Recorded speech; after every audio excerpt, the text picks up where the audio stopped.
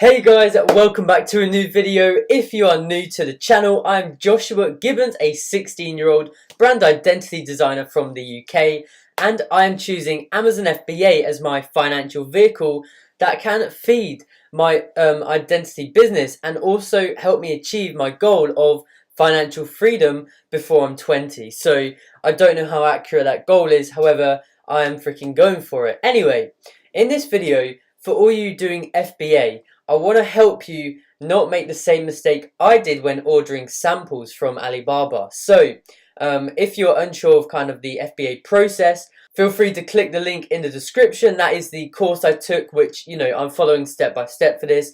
Or go back and watch all my content throughout my channel. I actually have an FBA playlist as well, which will help you quite a bit if you're new to this. So, when you order samples is kind of after you've got a few quotes and you've been talking to suppliers and you've got a few favorites and you want to order a sample of their product to see how good it is and then make a judgment on which supplier you'll go with. So the mistake I made when ordering is ordering via Barclays Bank instead of Trade Assurance through Alibaba. So if this is why I've got this screen on here. This will start making sense to you. When I ordered my my samples, I ordered them from two suppliers I ordered samples from, and then recently I just ordered a third, and I did it the right way with this third one, which is why I wanted to make this video. So one of my samples was, I think it was $100, and that was to the I want to say China. Okay, so one was America and one was China. I'm getting mixed up.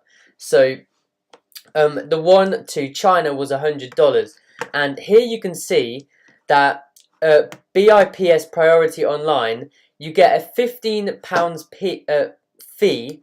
Sorry, whenever you send payments through Barclays Online. So £15 on top of the 100. Okay, and I didn't know this. I didn't realize the kind of the process that you went through. And on top of that 15, there was, what have I just clicked on? Okay, there was also this. So there are individual fees for depending on which country you send the money to. So for China, it is £8 on top of that £15.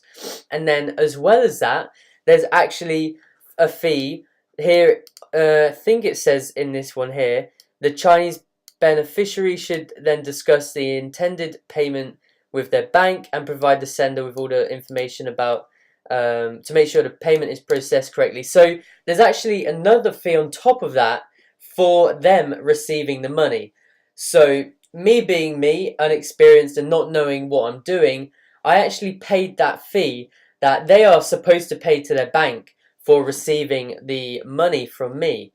So I messed up there, and I messed up by paying through Barclays. So the other one was America, and again that is the £15, and it is £4 when you send money to America for the international payment.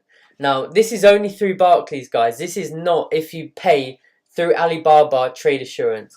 Okay, so with one supplier, I had a £19 fee, and the other it was 26. So it was the 15, and then it was 8, which is 23, and then this kind of recipient fee that they should have paid, that I paid, it was £3. Just doing some maths there. So, and these were for samples, guys. So these fees nearly came to about, I mean, with the $100 order, the fees came to a quarter of the samples, and that is just like actually ridiculous. In total, both fees, if you do some maths, 19 and 26 is well over £40. So you don't want to be spending fees of £40 when you're ordering samples, because that's a whole sample payment in its own that I paid in fees. So to solve this and make sure you don't do it, when you are paying when you're paying your supplier, you're getting a sample or you're ordering your stock, always ask them for an Alibaba Trade Assurance order link.